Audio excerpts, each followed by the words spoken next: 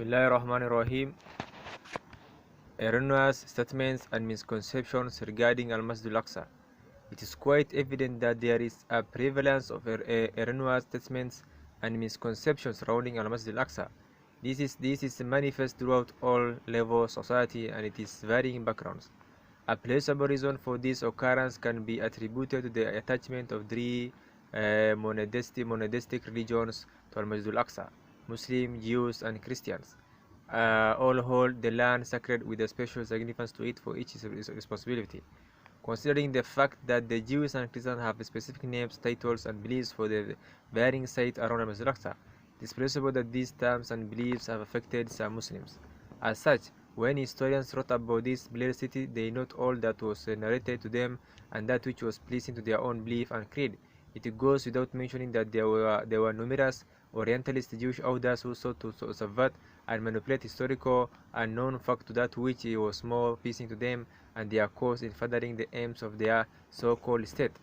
With this in mind, it becomes incumbent upon us to clarify the misconceptions and list the erroneous beliefs regarding Masjid Al-Aqsa. May Allah grant it his protection, not making a distinction between Masjid Al-Aqsa and Qubat al-Sakra, a dome of the rock. It is apparent, as expressed by contemporary historians and researchers, that the Jews seek to attach the hearts of the Muslim nation and generate reverence for the dome of the rock to draw attention away from that which is sacred and most deserving of reverence, Masjid Al-Aqsa itself.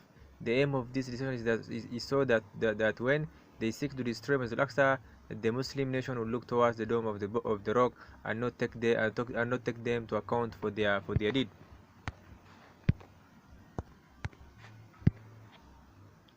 The courtyard that surrounds the Musalla prayer hall of Masjid Al-Aqsa, the dome of the rock, the stables, and the rest of that which is in its vicinity, trees, plants, and other artifacts are all considered Masjid Al-Aqsa, not just the building. The Musalla that is titled Masjid Al-Aqsa is part of the masjid. The masjid is the whole courtyard and its surroundings are not limited to the Musalla.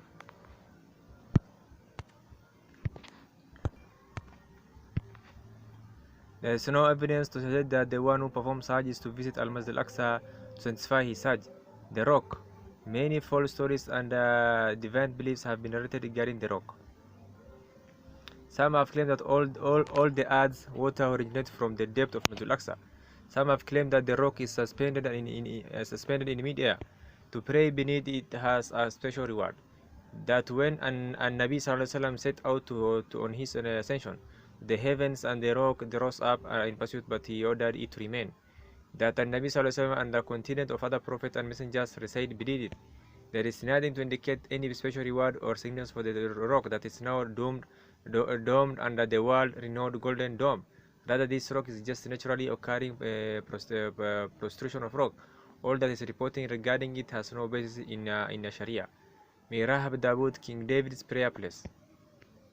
Many from the general population believe that the prayer place commonly attributed to Dawood ﷺ is the place that he personally used during prayer. The mihrab is found in the Musalla of Al-Masjid Al-Aqsa. The truth of the matter is that the mihrab was built during the reign of Abdul Malik bin Marwan, and people speculated this was Dawood's ﷺ actual prayer place. Without a doubt, establishing such identical narrations as being genuine and legitimately reported regarding the Prophet of Allah ﷺ is in fact furthering the aims and authenticating the claims of the Jews who falsely claim divine right of return. Solomon's stables. The prayer area presently known as Musalla al-Marwan, located below the southeastern side of the Musalla of Masjid Al-Aqsa and measured to be approximately 3,750 square meters, is believed by many to have been erected by Sulaiman ﷺ. This is another example of the Jews seeking to subvert the truth by seeking to claim that they have roots established in this holy site and thus are more deserving of it. The truth of the matter is that it was built during the reign of the Umayyads. Reign of the Umayyads, as has been established by the scholars of history. Another, the stables were built by Abdul Malik bin Marwan to be used as a shelter for horses and a pigeon house. Later on, the Muslims used the stables as a place of prayer and named it the Marwan prayer place. In so doing, they appropriately ascribed the structure to its builder. Al-Ha'id, the wall. There is a wall that many Muslims label Al-Burraq due to their belief that An-Nabi Sallallahu Alaihi Wasallam tied his Burraq to it during his night journey. There is no sustaining evidences to establish that this is the actual wall that was used by Nabi Sallallahu Alaihi Wasallam to tie his Burraq. Furthermore, other people label this wall the Wailing Wall. This is a Jewish name for what they believe to be the last remaining wall of the temple. The passageway of Haita.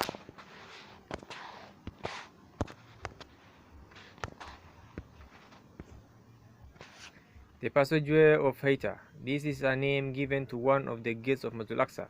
Some from the general population believe that this is the gate that Allah ordered when Israel to enter from and say Haita when they entered Al Masjid Al Aqsa, where instead of saying Haita they said Hinta.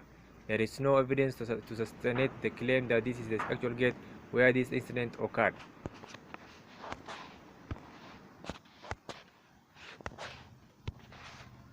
Reward for prayer. Any narration mentioning a reward for prayer in Masjid Al Aqsa is excess of being rewarded to 50 prayers is to be considered da'if, weak, and not authentic.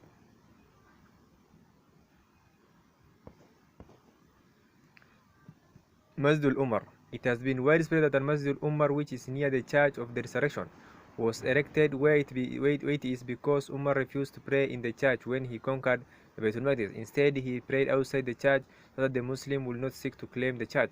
There is no historical or textual evidence to support this claim. Rather, the logic will dictate that Umar will pray in a Masjid Al-Aqsa itself to earn the reward, and not to pray in a church or near a church. Further, Al-Masjid Al-Aqsa was no more than a few meters away.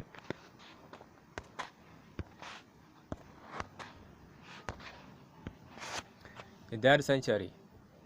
Stating that Masjid Al-Aqsa is the third sanctuary, Masjid Al-Haram, is not substantiated in Islamic legislation. A haram sanctuary, such as the Grand Masjid in Mecca and the Prophet Masjid, is a place wherein hunting and cutting down trees are prohibited within its confines. As by to notice, there is no prohibition of this kind of or anything to suggest that it is haram, contrary to the sacred sanctuaries of Mecca and Medina. This is the consensus opinion of the scholars.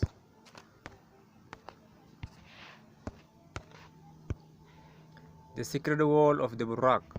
Stating that the wall is sacred has become prevalent upon the tongues of the public and in the books of many authors. To use the word sacred specifying that specifying that wall is improper. To sing out the wall specifically with honor and sacredness is improper. The honor is for the wall of the region in general and is not confined to specific areas at the edges of Masjid Al-Aqsa. It also goes without saying that barakah, virtue and blessing is for the location and not for the rocks that make up the structure of Masjid Al-Aqsa.